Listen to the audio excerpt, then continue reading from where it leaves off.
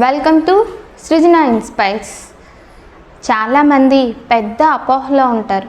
వాళ్ళ కలలు నెరవేరకపోవటానికి కారణం వాళ్ళ వైఫల్యాలే అనుకుంటారు. వైఫల్యమే కారణమా కలలు నెరవేరకపోవడానికి? ఏమాత్రం కాదు. వైఫల్యం అంటే అది ఒక ప్రయత్నం మాత్రమే. వైఫల్యం మనకి పాఠాన్ని నేర్పిస్తుంది, అంతేకాని మన కలలు నెరవేరకపోవడానికి కారణం ఏమాత్రం వైఫల్యం కాదు.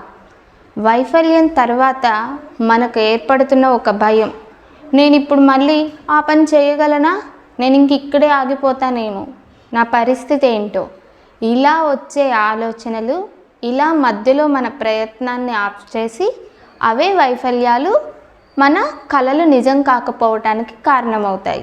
అంతేకాని వైఫల్యమే మన కలలు నిజం చేసుకోకపోవడానికి కారణం కాదు. అప్పుడే నడక నేర్చుకుంటున్న పిల్లవాడిని చూడండి, ఏమవుతుంది? నడక మొదలు పెడతాడు, కింద పడతాడు, లేస్తాడు, పడతాడు, కానీ ఫైనల్గా నడక నేర్చుకొని సక్సెస్ అవుతాడు. అలాగే బాగా సక్సెస్ అయిన మనుషులు వాళ్ళ జీవితంలో వైఫల్యమే లేదంటారా? ఎంత మాత్రము కాదు. వైఫల్యాలని పాఠాలుగా తీసుకొని వాటిని దాటుకుంటూ స్టెప్ బై స్టెప్ వేసుకుంటూ ముందుకు వెళ్ళి సక్సెస్ అవుతారు.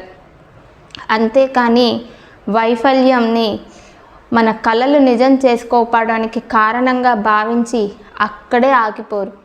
మీరు కూడా ఈ రోజు నుంచి మారుతారా? ఒక ఓటమి, ఒక ఫెయిల్యూర్ వచ్చింది అంటే ఇక నేను ఇంతే అని ఆగిపోకుండా దానిని ఒక ప్రయత్నంగా, దానిని ఒక పాఠంగా భావించి ముందుకు వెళ్ళాలి. ఓకేనా?